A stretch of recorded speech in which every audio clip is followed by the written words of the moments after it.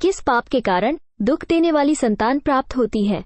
एक समय की बात है, माता पार्वती भगवान शिव से कहती हैं, हे स्वामी, आज मैं पृथ्वी लोक पर भ्रमण कर रही थी, तब मैंने देखा कि हर मनुष्य की दूसरी संतान अपने ही माता पिता को दुख दे रही है और उनकी आज्ञा का पालन नहीं कर रही है तथा उन्हें घर से बाहर तक निकाल रही है। हे स्वामी, आखिर कलयुग में इतना पाप क्यों बढ़ रहा है? कृपा करें और मेरी जिज्ञासा को शांत करें।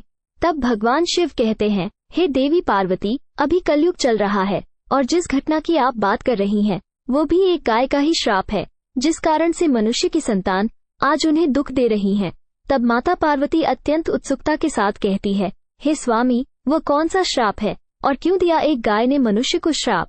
तब भगवान शिव कहते हैं, हे देवी पार्वती, आज मैं आपकी सारी शंका को दूर करता हूँ, किंतु आपको इस कथा को पूरा ध्यान से सुनना होगा और मानव जाति के कल्याण हेतु इसका प्रसार भी करना होगा। जो भी स्त्री तथा पुरुष इस कथा का श्रवण करेगा उसके सारे पाप नष्ट हो जाएंगे और उसे मुक्ति मिल जाएगी और उन पर मेरी कृपा दृष्टि सदैव बनी रहेगी। फिर माता पार्वती कहती हैं, हे स्वामी, मैं ऐसा ही करूंगी। मेरा सौभाग्य है जो इस कथा का श्रवण करने का अवसर आज मुझे मिला है। फिर भगवान शिव कहते हैं, हे देवी पार्वती, इस विषय में अब हम आपको एक प्राचीन कथा सुनाते हैं, आप ध्यान से सुनो। फिर भगवान शिव कथा सुनाना शुरू करते हैं। पूर्व काल की बात है, तभी कलयुग की शुरुआत होने वाली थी और कलयुग का असर मनुष्य जीवन पर पड़ रहा था। तुंगभद्रा नदी के तट पर एक उत्तम नगर बसा हुआ था। वहाँ सभी वर्गों के लोग अपने अपने धर्म का पालन करते थे और सत्य एवं सत्कर्म में लगे रहते थे। उस नगर में रघुवीर नाम का एक ब्राह्मण रहता था, जो कि समस्त वेदों का विशेषज्ञ और सभी प्रकार के धार्मिक कार्यों में आगे रहता था। वो ब्राह्मण दूसरे सूर्य की तरह अत्यंत तेजस्वी जान पड़ता था। रघुवीर धनवान ब्राह्मण होने के बावजूद भिक्षा मांगते हुए जीवन निर्वाह करता था। उसकी पत्नी का नाम सुभद्रा था। वो अत्यंत सुंदर थी, मानो स्वर्ग की अप्सरा हो, तथा उसका जन्म भी अच्छे कुल में हुआ था। फिर भी वह स्वभाव से बड़ी हठीली और क्रूर थी। उसे अपने सौंदर्य और धन का बड़ा घमंड था। वो हमेशा ही दूसरे लोगों की निंदा किया करती थी, परंतु घर का कामकाज करने में बड़ी ही बहादुर थी। वो बहुत कंजूस भी थी। फिर भगवान शिव कहते हैं, हे देवी पार्वती, उसे झगड़ा फसाद करना, चुगली करना, ये सब तो उसके व्यसन थे, अपितु वे दोनों पति पत्नी बड़े प्रेम से रहते थे। फिर भी उन्हें कोई संतान नहीं था। इसी कारण से धन जायदाद तथा घर आदि कोई भी वस्तु उन्हें सुखद नहीं जान पड़ती थी। कुछ समय के पश्चात उन्होंने संतान प्राप्ति के लिए एक धर्म यज्ञ किया। वे गरीबों को सदा गौ, भूमि, सुवर्ण और वस्त्र आदि दान करने लगे। उन्होंने अपने धन का आधा भाग धर्म के मार्ग में खर्च कर दिया था। फिर भी उन्हें ना कोई पुत्र या पुत्री हुआ। इस कारण से ब्राह्मण को बड़ी चिंता हुई और वह अत्यंत दुखी होकर एक दिन घर छोड़कर वन में चला गया। वन में चलते चलते वहां दोपहर के समय उसे प्यास लगी, इसलिए वह एक नदी के किनारे गया और वहां जल पीकर बैठ गया। संतान न होने की चिंता कारण उसका सारा शरीर सूख गया था। वो अत्यंत कमजोर और दुखी रहने लगा था, मानो जैसे कि उसके शरीर में प्राण नहीं हो। फिर भगवान शिव कहते हैं, हे देवी पार्वती, उस ब्राह्मण की पूजा पाठ और ईश्वर भक्ति को देखकर भगवान श्री हरि विष्णु एक सन्यासी का रूप धारण करके उसी नदी के पास जा पहुँचे। सन्यासी वहां आए, उन्होंने भी नदी में से जल पिया और दूसरे तरफ बैठे ब्राह्मण को देखा। तब वह ब्राह्मण उस सन्यासी को देखकर उनके चरणों में मस्तक झुकाकर जोर जोर से सांस लेते हुए उनके सामने खड़ा हो गया। तब सन्यासी ने पूछा, हे ब्राह्मण, तुम रोते क्यों हो? तुम्हें कौन सी चिंता सता रही है? तुम शीघ्र ही मुझे अपने दुख का कारण बताओ। फिर ब्राह्मण ने कहा, हे मुनि, मैं अपना दुख क्या कहूँ? ये सब मेरे पूर्व जन्म के पाप का संचित फल है। मेरी कोई संतान नहीं है, इससे मेरे पितर भी दुखी हैं। मेरे पूर्वज मेरे दी हुई जलास को जब पीने लगते हैं, उस समय उनकी दयनीय अवस्था देखकर मेरा हृदय विचलित होता है। देवता और ब्राह्मण भी मेरी दी हुई वस्तुएं प्रसन्नता पूर्वक नहीं लेते हैं। संतान के दुख से मेरा संसार सुनासा हो गया है। अतः अब मैं यहाँ इस नदी में प्राण त्यागने के लिए आया हूँ। संतानहीन पुरुष का जीवन धिक्कार के योग्य है। जिस घर में कोई संतान या कोई बाल बच्चे ना हो, वो घर भी धिक्कार देने योग्य है। निसंतान पुरुष के धन को भी धिक्कार है तथा संतानहीन कुल भी धिक्कार के योग्य ही है। मैं अपने दुर्भाग्य को कहाँ तक बताऊं? हे मुनि, मैं जिस गाय को पालता हूँ वो भी सर्वथा वंध्या हो जाती है। मैं जिस वृक्ष को रोपता हूँ उस वृक्ष में भी फल नहीं लगते। इतना ही नहीं, मेरे घर में बाहर से जो फल आता है वो भी शीघ्र ही सूख जाता है। जब मैं ऐसा अभागा और संतानहीन हूँ तो इस जीवन को रखने से क्या लाभ है? इतना कहकर वो ब्राह्मण दुख से व्यथित हो उठा और उस सन्यासी बाबा के पास फूट फूट कर रोने लगा। सन्यासी के हृदय में बड़ी करुणा भर आई। उन्होंने ब्राह्मण के ललाट में लिखे हुए विधाता के अक्षरों को पढ़ा और सब कुछ जानकर विस्तार पूर्वक कहना आरंभ किया। तब सन्यासी ने कहा, हे ब्राह्मण सुनो, मैंने इस समय तुम्हारा प्रारब्ध देखा है। उससे मालूम पड़ता है कि 7 जन्मों तक तुम्हारी कोई संतान किसी भी प्रकार से नहीं हो सकती। अब तुम संतान का मोह छोड़ दो, क्योंकि यह महान अज्ञान है। देखो, कर्म की गति बड़ी प्रबल है।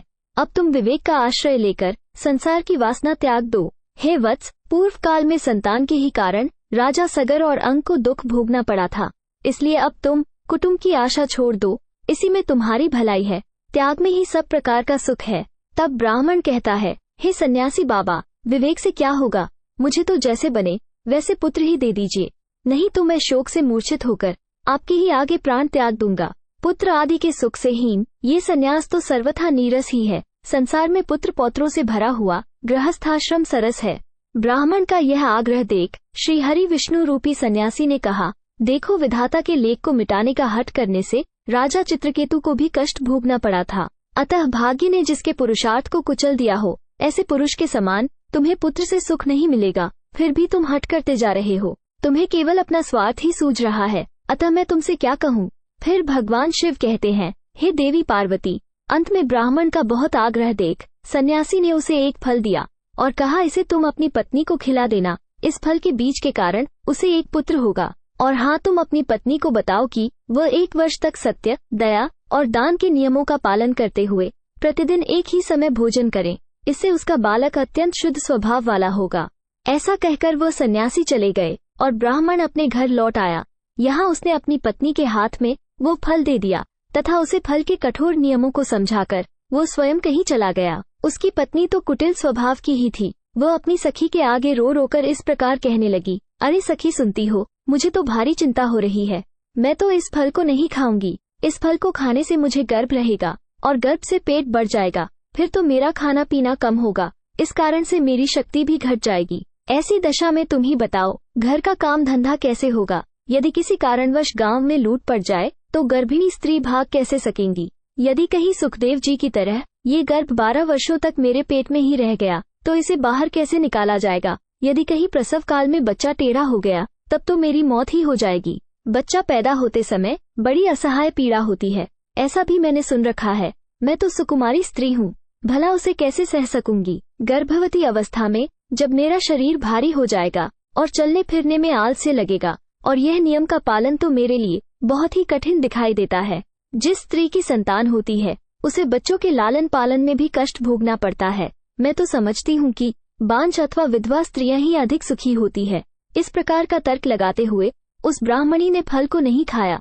जब पति ने पूछा कि तुमने फल खाया, तो उसने कह दिया, हाँ, खा लिया। फिर एक दिन उसकी बहन कल्याणी उसके घर मिलने आई। तब सुभद्रा ने उसके आगे अपना सारा वृतांत सुनाकर कहा, बहन, मुझे इस बात की बड़ी चिंता है कि संतान ना होने पर मैं पति को क्या उत्तर दूंगी।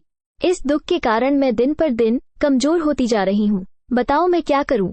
तब उसकी बहन ने कहा, दीदी, आप चिंता मत करो, मेरे पेट में भी बच्चा है। प्रसव होने पर वो बालक मैं तुमको दे दूंगी। तब तक तुम गर्भवती स्त्री की भांति घर में छिपकर मौज से रहो। तुम मेरे पति को धन दे देना, इससे वह अपना बालक तुम्हें दे देंगे तथा लोगों में इस बात का प्रचार कर देंगे कि मेरा बच्चा 6 महीने का होकर गर्भपात होने से मर गया। मैं प्रतिदिन तुम्हारे घर में आकर बच्चे का पालन पोषण करती रहूंगी। तुम इस समय फल की परीक्षा लेने के लिए इसे तुम्हारी नंदा गाय को खिला दो। तब उसने कुटिल स्वभाव के कारण वो सब कुछ वैसे ही किया। समय आने पर उसकी बहन को एक पुत्र हुआ। बच्चे के पिता ने बालक को लाकर एकांत में सुभद्रा को दे दिया और उसने अपने स्वामी को सूचना दे दी कि हमें पुत्र रत्न की प्राप्ति हुई है और कोई कष्ट नहीं हुआ। रघुवीर के यहाँ पुत्र होने से नगर में बड़ी प्रसन्नता हुई। ब्राह्मण ने बालक का जात कर्म संस्कार करके ब्राह्मणों को दान दिया। उसके घर में नाना प्रकार के मांगलिक उत्सव होने लगे। तब सुभद्रा ने पति से कहा, मेरे स्तनों में दूध नहीं है, फिर गाय, भैंस आदि अन्य जीवों के दूध से मैं बालक का पोषण कैसे करूंगी?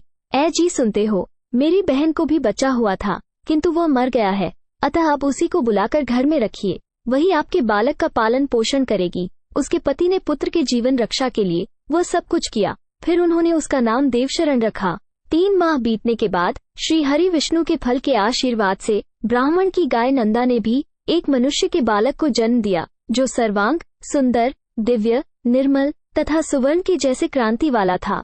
उसे देखकर आत्मदेव को बड़ी प्रसन्नता हुई और उसने स्वयं ही बालक के सब संस्कार किए।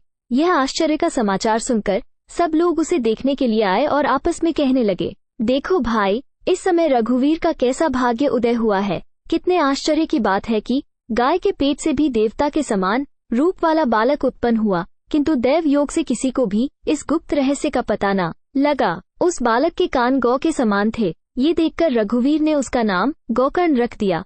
फिर भगवान शिव कहते हैं, हे देवी पार्वती, एक दिन की बात है जब रघुवीर कहीं बाहर गया हुआ था और सुभद्रा की बहन भी बीमार पड़ गई थी, इसलिए उसे ही दोनों बालकों को संभालना पड़ रहा था।